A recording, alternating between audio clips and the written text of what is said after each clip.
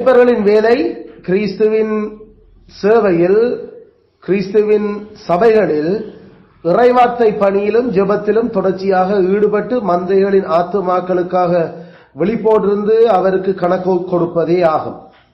அவர்கள் பணிபுரியும் சபைகள் அவர்களுக்கு சகல தகுந்த மரியாதை அளிப்பது மட்டுமின்றி அவர்களுக்கு போதியளவு வளம் இருக்கும்படி அவர்களின் சகல நல்ல விடயங்களுக்கும் தமது இயலுமைக்கு தகுந்தபடி இவ்வுலகிற்குரிய தொழில்களில் அவர்கள் சிக்கிக்கொள்ளாதபடியும் மற்றவர்களை விருந்தோம்பல் செய்வதற்கான இயலுமையை கொண்டிருக்கவும் கொடுக்க வேண்டியது கடமையாகும்.